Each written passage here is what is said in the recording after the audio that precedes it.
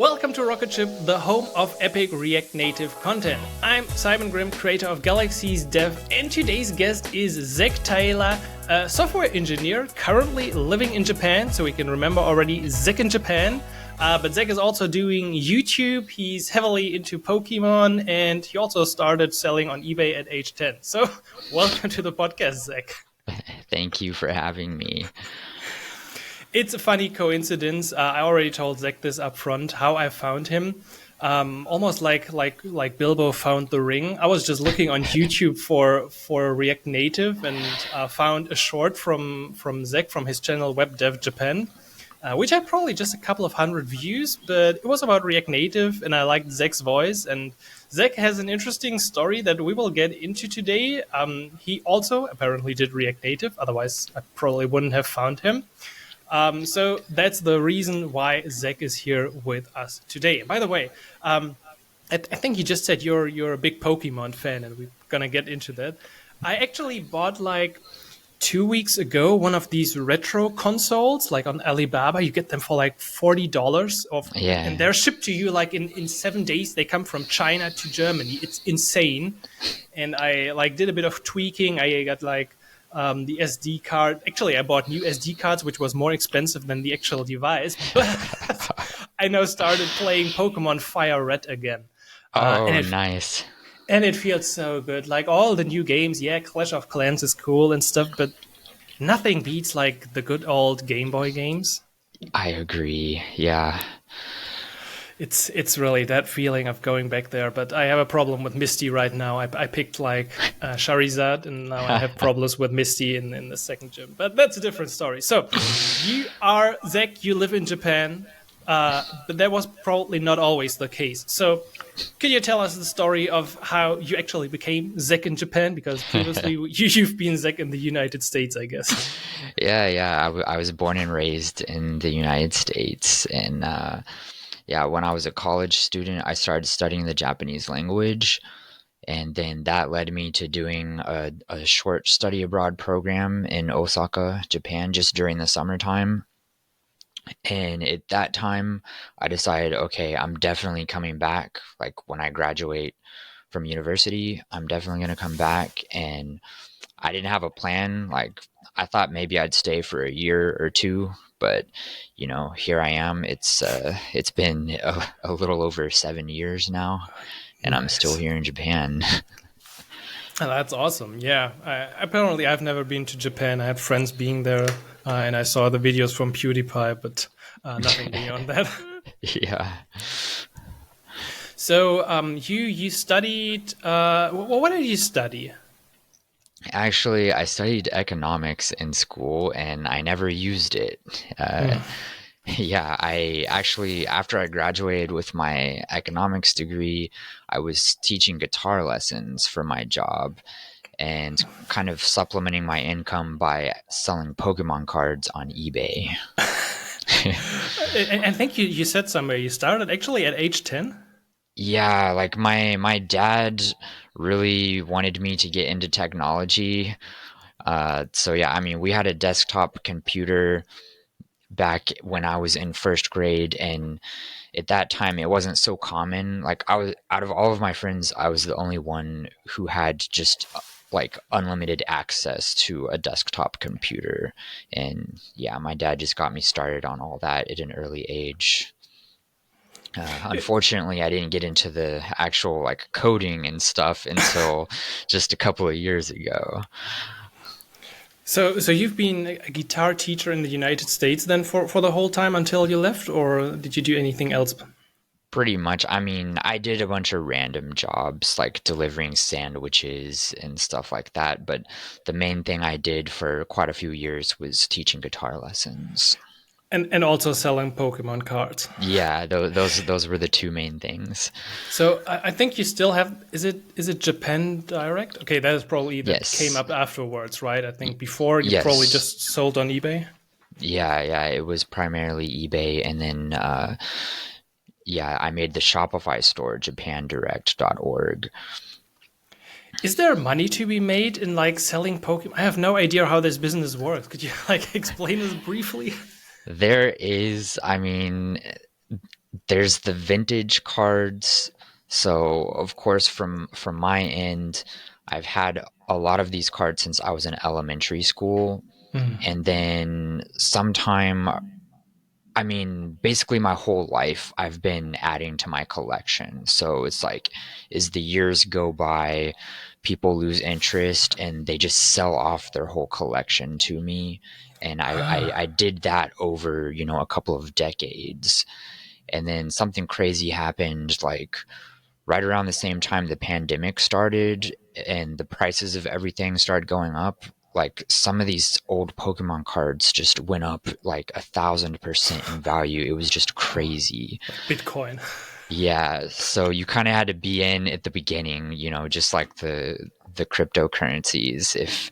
If you've been holding on to your cards since you're in elementary school, then you just like jumped 1,000% in value. Honestly, okay, I rarely turn around, but I just noticed that right behind me, people can usually not see this, and this is great now for a podcast, but everyone on YouTube, go check this out. I have a lot of cards behind me. Oh, you got The base only set. the only bad thing is that when I got started, like all of this is German. I don't know. Do German cards as well have value? I always thought that it's only like English or Japanese cards. Oh yeah, I have a German Charizard. Yeah. Yeah, if those for those original cards that you have right there from those first few sets that came out, before the year 2000, any language is valuable, I think. So a Mewtwo is good. Yeah, definitely. I would buy those from you. Like honestly, what is the price for one of these cards? Like, is it around $20, $30, something like that, or is it higher? Uh, well, it depends on the condition. It depends if it's first edition. And then also they have a grading service where like you send it into a company and they like certify it that it's like at a certain quality and they put it in like a hard plastic case. Yeah. Why play with cards that were made for playing? Better just collect them, right? Yeah, but if it's the first edition cards, I couldn't tell from your cards, but if there's a little mark on it, probably like on the left side in the center, there should be a little mark that would say like first edition. If it's those can get into like thousands of dollars. Oh, crazy! I should look closer, but I don't think. Yeah, I am. I don't think so. I think I'm gonna stay poor. Doesn't look like that. My. But yeah, I definitely enjoyed playing and getting back into the vibe, and it's just like it just feels good. But anyway, we Yeah. wanted to also talk about coding. So Yeah. um, tell me the story of. I think you had this headline somewhere from broke English teacher to full-time software engineer. So how did all of that happen?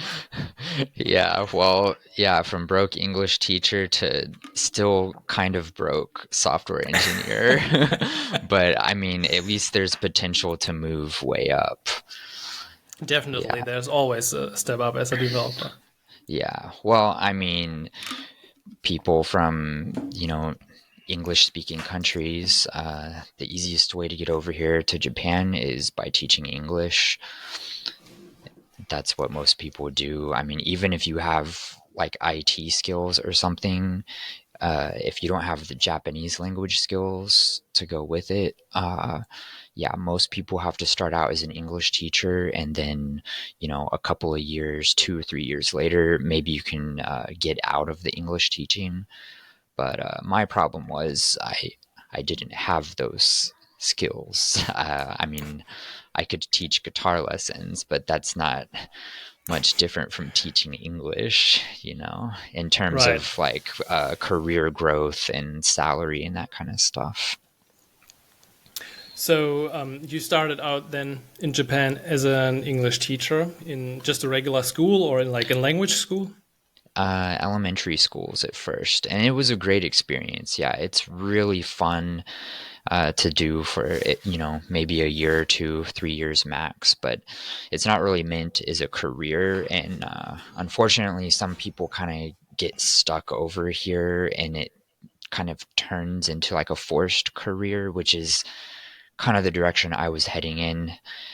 Yeah, after 5 years of it, I realized, hey, like if I'm going to stay in Japan for the long haul, I've got to do something different. So that's when I started learning how to code.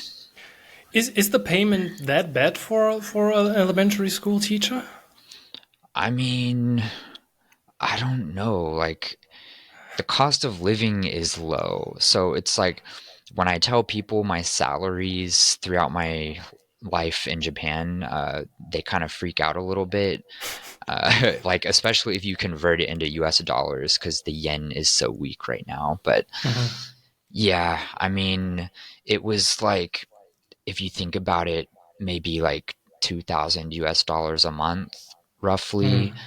Hmm. Um, but I mean, the cost of living is cheap. You know, this house I'm living in now is only like 400 US dollars a month, and it's really cheap.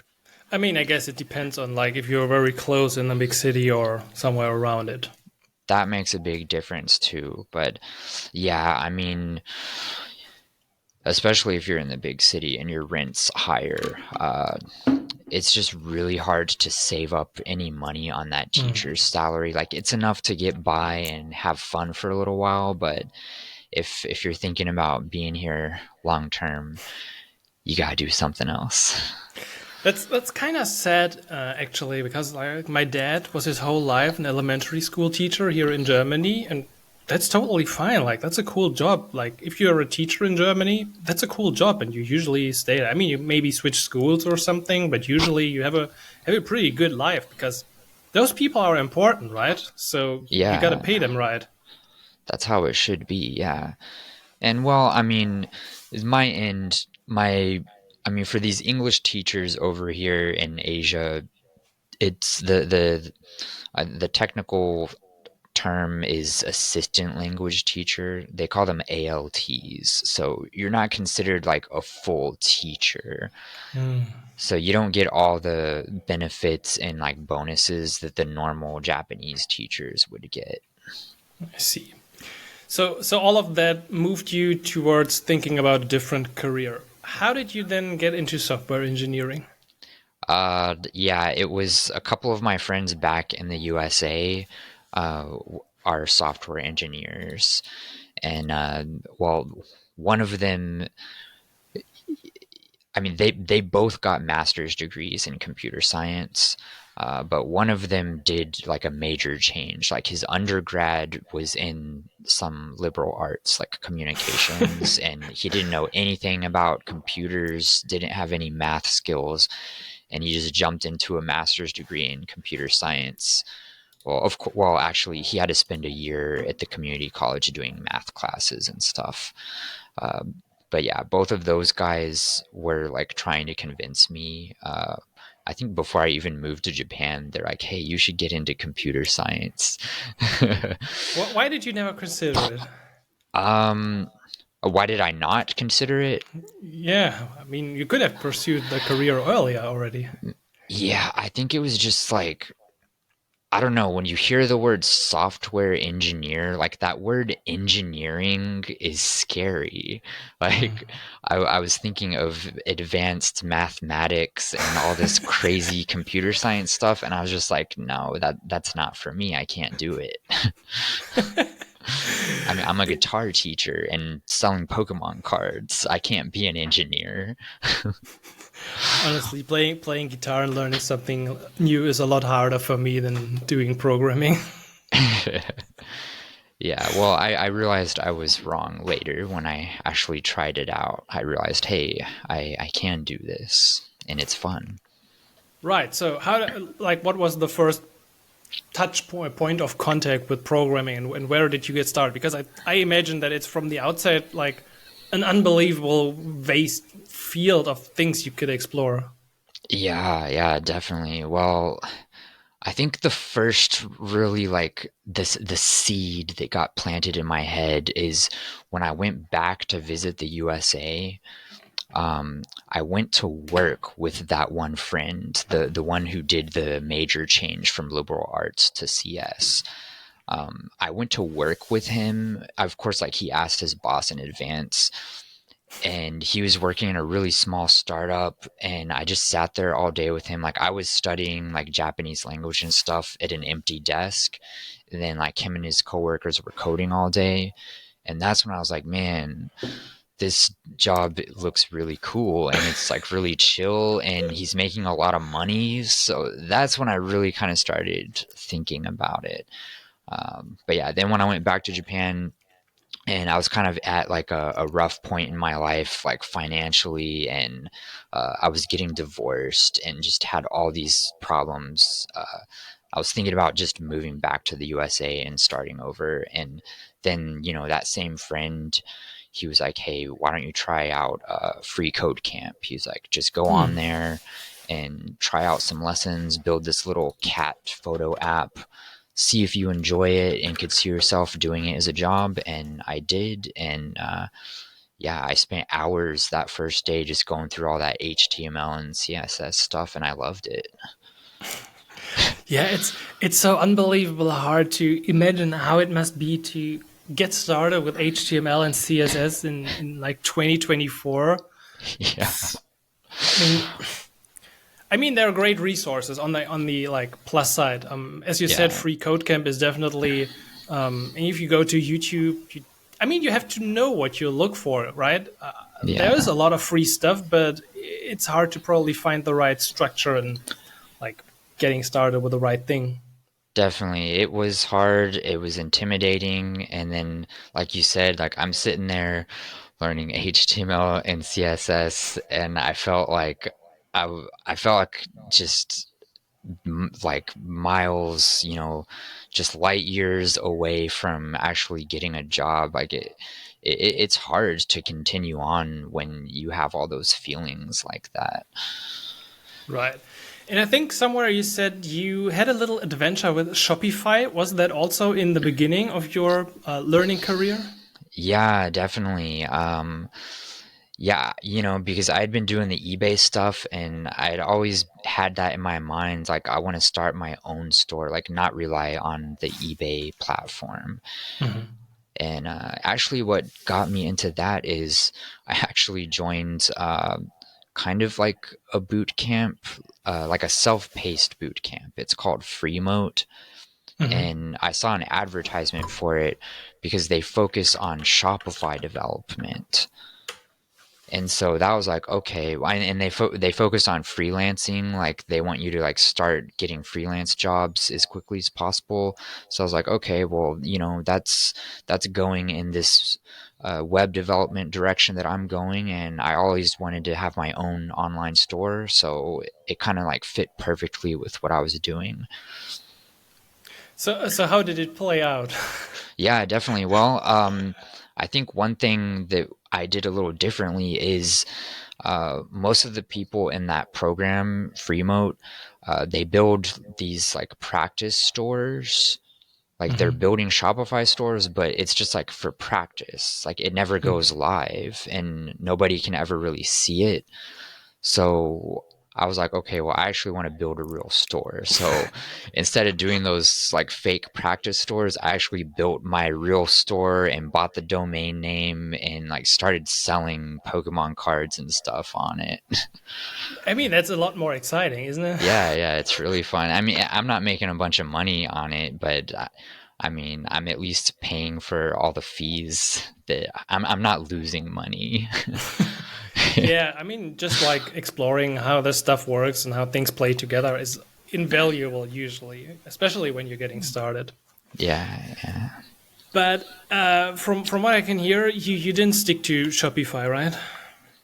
Yeah, I didn't. I don't know. Well, I spent, I took a break from coding for about 6 months because I just like really dove into that Shopify stuff, and I don't know. I did all of the web development part of that program, and then right when I was applying to freelance jobs on Upwork, is when I interviewed for the job that I have now and got the job offer. So then I never had a chance to really get much into that freelancing on Upwork thing with Shopify. But I still have it in my mind. I'm tinkering with things a little bit.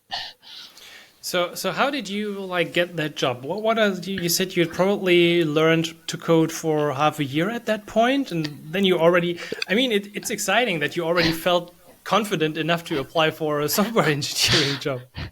Well, yeah, I mean, it was like a year and a half total of coding time, I think. You know, if you take out that time that I took a break because of Shopify. But yeah, I think throughout the whole process, I was applying to jobs kind of randomly.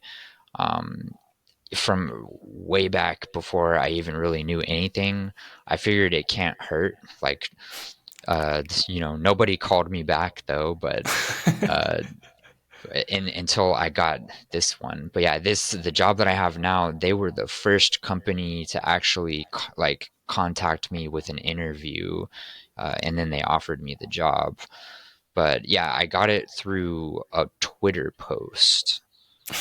The guy who is the lead engineer made a post, and actually my wife saw it it was like through like a friend of a friend, and he was like, hey, our company's growing, we need more developers, even if you don't have any experience, we can train you, and all you have to do is like pass a coding challenge, and we'll get you on. So I did that. What was that coding challenge about React, or what did you use at your job now? The coding challenge was to be done in any language you want, and it was on a website called Paisa. It's in Japanese, but it's basically like Code Wars or something like that, Hmm. but just everything is in Japanese language. So they just told me like, okay, there's different ranks. So they're like, okay, B rank, you have to figure out one of these problems and send us the source code, and then we'll give you an interview. Ah, I see. Okay.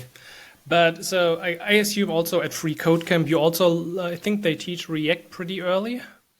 Yeah, they do. Actually, a little too early, in my opinion. Well, actually, I think they changed the curriculum, so I don't think there's a gap in it now.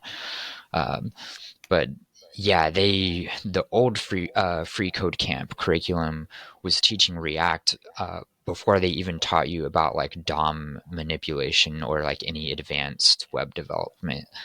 So I went through the lessons a little bit in free code camp, but I had no idea what it was doing. Like, honestly, I didn't even know why the company hired me because, like, I felt like I didn't know how to do anything.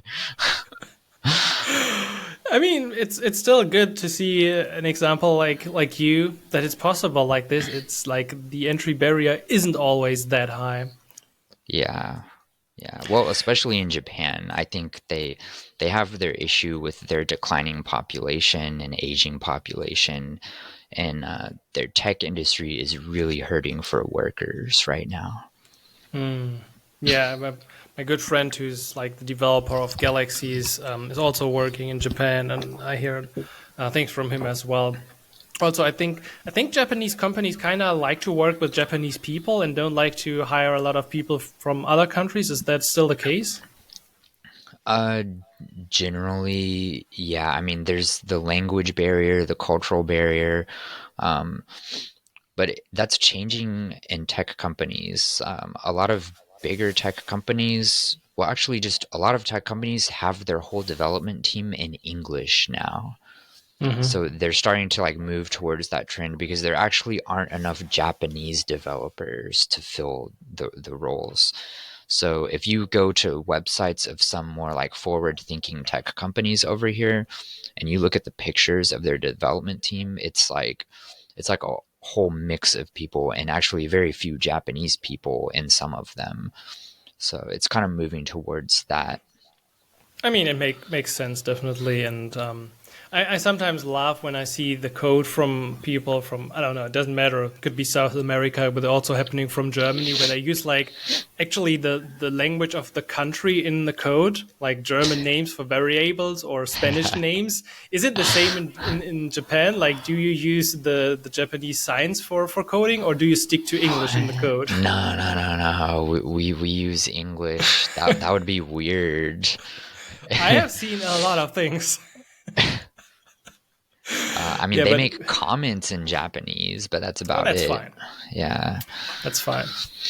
Okay, so you picked up React, you got that job. How and when did you get in contact with React Native? Yeah. About 3 months into my job, I think, or less, maybe like 2 months in. And I really hadn't been doing React for that long, but just they got an order to build a mobile app, and they're like, "Hey Zach, can you do this? Like, you're doing React, so you could just do React Native." And I'm just Right, like, it's "Well, that easy. yeah." And I'm just like, "Okay, what's React Native? Sure, let me take a look." And yeah, and now I'm on my second app now that I'm building for them. And I guess I've become kind of like they think I'm the React Native expert of the company now, but I really don't know anything. This is so cool in smaller companies. Like you're immediately the expert. Like you touch the topic for 2 days and know just a tiny fraction more than the rest, and you're completely the expert. Yeah. Yeah, he was talking about the CEO was talking about that just today in our meeting actually. He's like, "Yeah, Zach is the React Native guy now. I'm so happy we have a mobile app developer." That's yeah, it's so great for both React Native and for you at the same time. So how did you feel getting into React Native? Was it like a bumpy road? Was it hard? What were the problems you were facing? Uh, I think the biggest thing is like just setting up the environment and making sure like all the dependencies are working. I don't know why. Uh, that just takes me a long time to do. I guess I'm not really used to working with, frameworks and libraries and stuff because, most of my studying and stuff was just pure HTML, CSS, and JavaScript. So I think that's giving me some problems. Did you use Expo or? Yeah, now, yeah, the first app that I was building, I was using Expo, like where you just do the QR code, and then I Mhm. can actually see, like when I showed you earlier, the Yeah. Pokedex I'm building. But then the second app that I got onto that I'm building now, we're using the Android Studio in doing the virtual device, and that was a little bit more difficult to get everything set up. I mean, you can still use Expo, but yeah, there.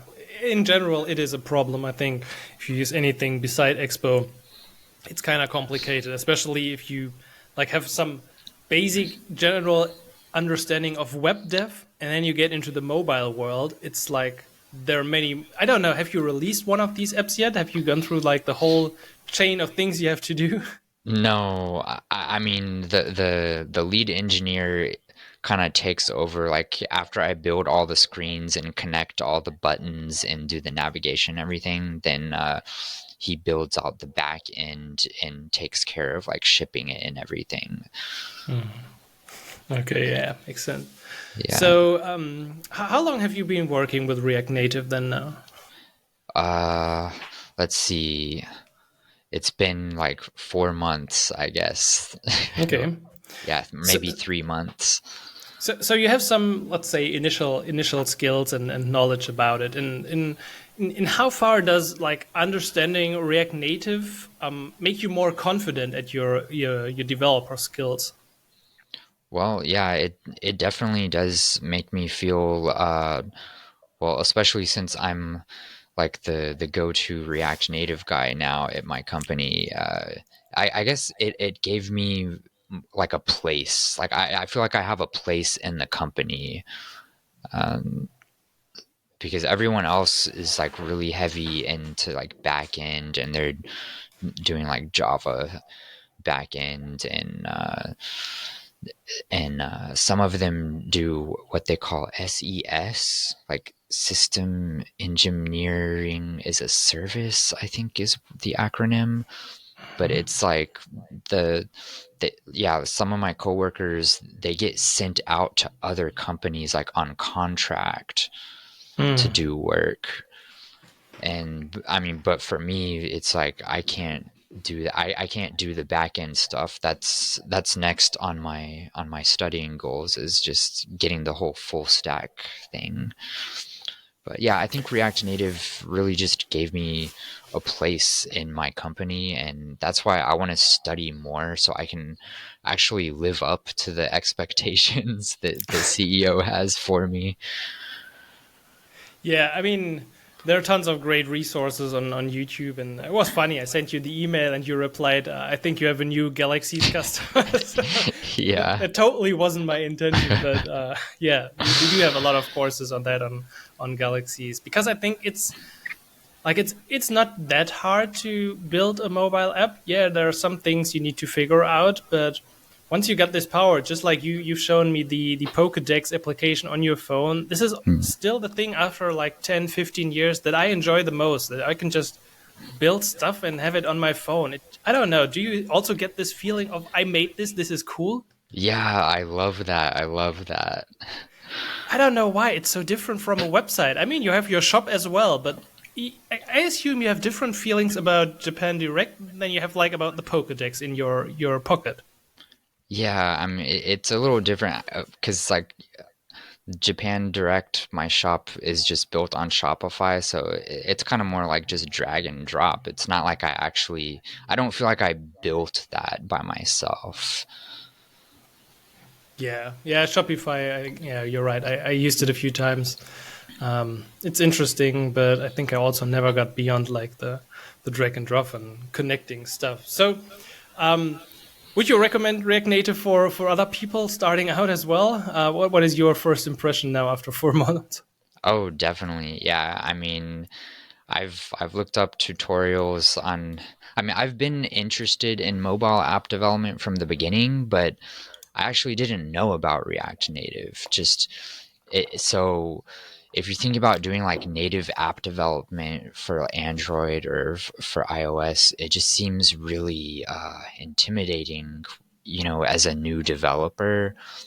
So I just kind of stuck with, React and building regular web applications. But yeah, uh, I would definitely recommend React Native as a way to get into it more easily, I think. I wonder how that barrier could be like how can we make this more obvious to new developers like you that React Native exists and that it's actually that easy to build native apps. Yeah, I had no idea. I was actually amazed once I got in there and got that first screen up. It was pretty cool. I should probably do more tutorials on like getting started with React Native or something. Yeah, I'm surprised I didn't see any of your videos like when I was starting out and I was looking up like how to build a header and a bottom menu and React Native and all this stuff. I didn't see any of your videos pop up, and I wish I would have seen your videos sooner. Well, that's good feedback, actually. Yeah, I gotta look that up and see why I'm not popping up. It's probably Vadim or other people coming up.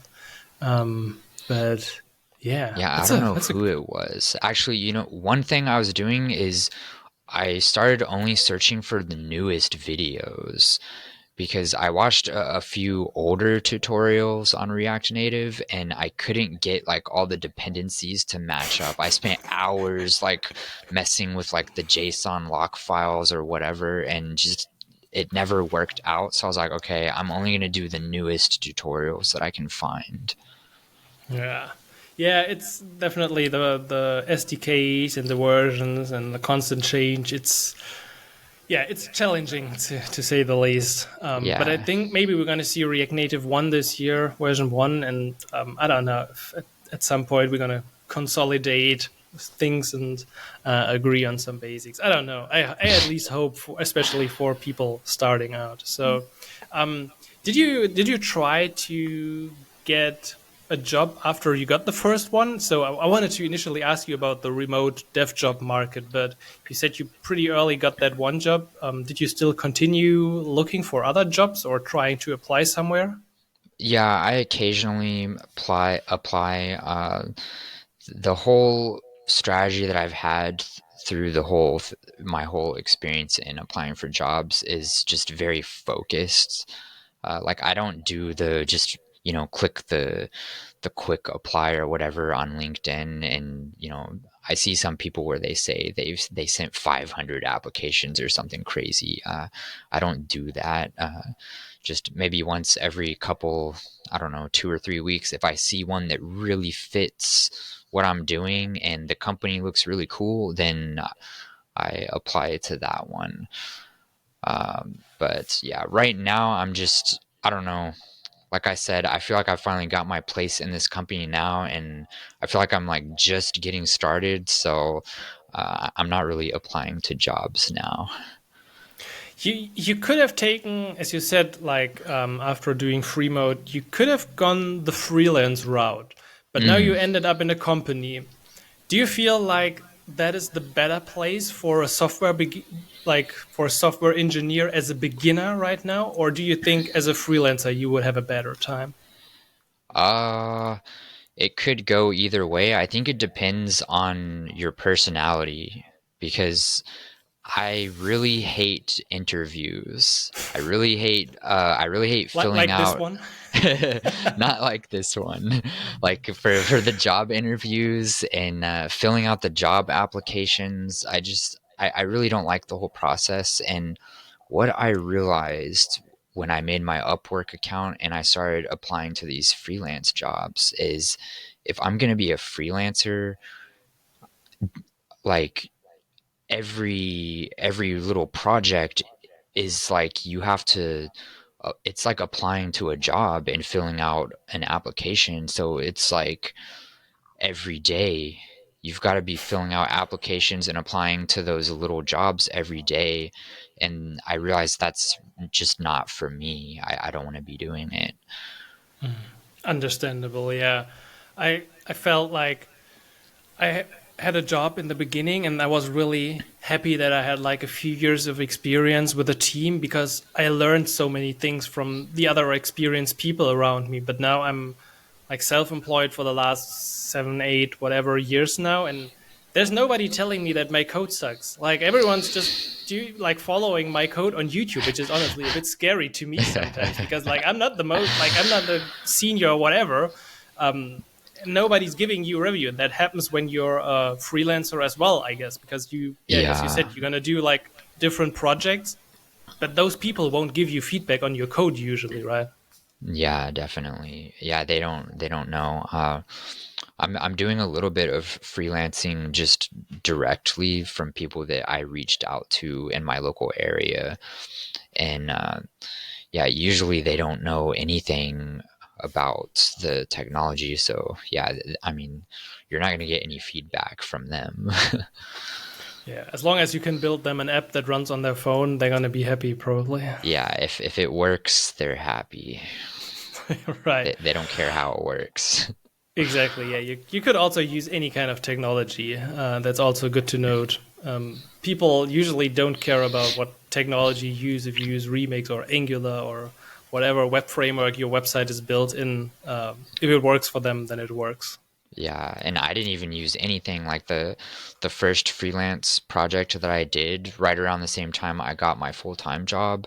I built a homepage for a local English school, and I didn't use any frameworks. Like I just did what I knew, like the HTML, CSS, JavaScript, uh, storing the files on the GitHub pages, and then used Netlify to host it onto the internet. And I mean, it works. It's still up, and I mean, I'm still doing like routine maintenance on the website, or like whenever they want to update something. So yeah, as long as it works. Yeah, I think that's the message of this podcast episode. If it works, it works. Just do it. And I mean, I'm in the probably at a different level, but at the same time, I also like I don't know what I don't know, and I sometimes use stuff in React, and I probably completely use it in the wrong way, which I shouldn't use it. But I'm very confident in that I can make it work this way. And if I look at my code like a year later, I'm sometimes like, what did I do? Why didn't I use X, Y, Z? It's a lot easier and cleaner. But if you can make it work, then you can make it work. Definitely. So to wrap it up, I would love to know, because you're still kind of fresh in this, what do you think are the tips for learning to code in 2024? What are the like pages you recommend, or the approach for people who also want to shift careers? Yeah, definitely. I'm an advocate for a free code camp. I mean, that's how I got started, and that took me a long way. And it looks like they have revamped their whole curriculum, and it got even better. So yeah, free resources are always good, and um, you know, you don't need to spend money at first, but like for me, I started spending money on resources, once I got to a certain point, because the free resources will only take you so far. Uh, and I guess one point of advice I usually give people is like what I did is I learned the same material, but several different times through different sources. So it was like I did the HTML and CSS course on Free Code Camp, but I also did it in that Freemote, like self-paced boot camp that I did. I also did it on a YouTube series from like some other guy. I don't remember his name, but yeah, I went through that kind of basic curriculum a few times before I really felt like it was my own tool that I can use freely. Did you learn different things, or why do you think like going through it a few times in different ways was beneficial? Yeah, I mean, there were different things. It wasn't like it was the exact same things, but I mean, there's some overlapping, and maybe it's just building a bunch of projects, uh, building different projects. But is like one of the guys I was talking to from the Freemote boot camp was like saying he didn't really get the JavaScript part. Is like he felt kind of lost when he got into the JavaScript. So I recommended to use another resource. Like he'd never used Free Code Camp, so I was like, well, why don't you just go through the Free Code Camp curriculum? And I mean, it might feel slow in the beginning because you're repeating some things, but I think it's always good. I mean, even now I'm still reading like Head First JavaScript, the Head First series. Like I'm reading a very basic book on JavaScript like before I go to sleep at night, just to like refresh my information. I should probably do this as well. I sleep really bad lately. I should probably just read something chilly.